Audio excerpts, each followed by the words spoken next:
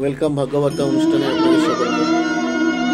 আমাদের জীবনে রহস্য, ড্রামা, কোদা, লোবা, মোহা, মদা, মৎসর্যের ব্যাপারটা আমি বলবো না, এগুলো তৈরি করে যারা জানবেন যে অন্যের বউকে নিয়ে